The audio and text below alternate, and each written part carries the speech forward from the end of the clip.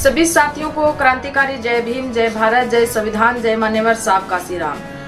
बिहार की जो वैशाली सीट थी, यहाँ पर नेशनल दस्तक के जो संपादक थे शंभू कुमार जी, वो चुनावी मैदान के अंदर थे। आप सभी को वहाँ की अपडेट बता देते हैं कि वहाँ पर शंभू कुमार जी को कितने वोट हासिल हुए और कितने वोटों की मार्जिन के साथ वहां से जो कैंडिडेट है उन्होंने जीत हासिल की। इससे पहले आप सभी को हम बता देते हैं कि नेशनल दस्तक के संपादक शंभू कुमार जी का काफी एक्सपीरियंस है और काफी 25 से 30 सालों का उनका पत्रकारिता में एक्सपीरियंस है और अनुभव है उनका। इसी के साथ वो बैकवर्ड और शेड्यूल कास्ट के मुद्दों की आवाज उठाते हैं। उनके ऊपर हो रहे अलग अलग क्षेत्र में जो अत्याचार है उसको दिखाने का वो काम करते हैं, उसके खिलाफ वो खुलकर बोलते हैं। लेकिन देश का एक हमारा दुर्भाग्य है कि जहां से पढ़े लिखे शिक्षित लोग और आवाज उठाने वाले धरातल लेवल पर काम करने वाले जो लोग आते हैं,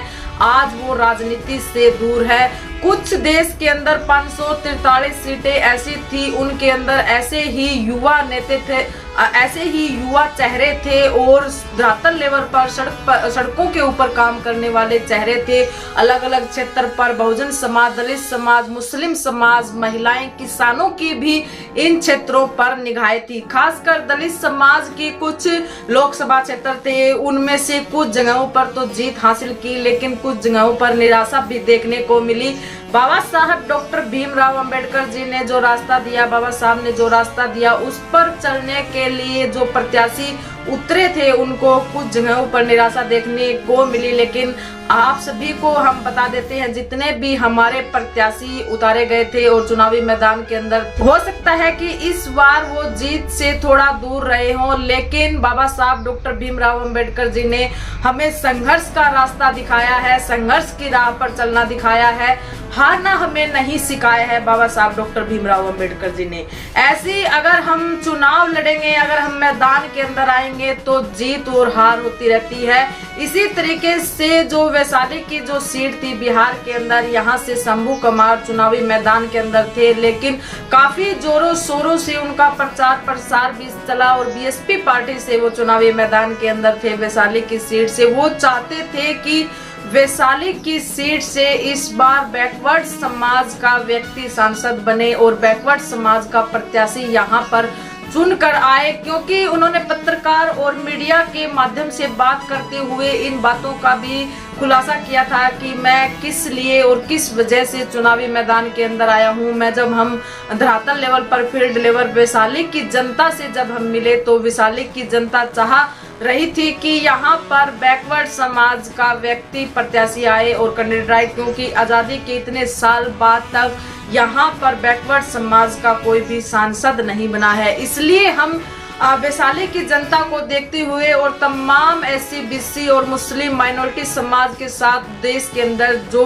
अत्याचार हो रहे हैं या फिर उनके हक अधिकारों को छीनने की जो बात हो रही है या फिर अलग अलग क्षेत्र पर जो एट्रोसिटी अत्याचार हो रहे हैं, उसके खिलाफ लोकतंत्र के हित के लिए, संविधान को बचाने के लिए हम चुनावी मैदान के अंदर आए थे। और यहाँ की जनता का भरपूर प्यार भी हमें मिला और भरपूर आशीर्वाद भी मिला और लोगों ने हमें वोट भी किया। लेकिन जब देश के अंदर कोई भी युवा हो या फिर जो सोशल व्यक्ति है, जो धरातल लेवल पर काम करना जानता है, पता नहीं क्यों ऐसे लोगों को राजनीति के अंदर साम दाम दंड भेद के द्वारा दूर किया जाता है और उन्हें पार्लियामेंट के अंदर पहुंचने नहीं दिया जाता है।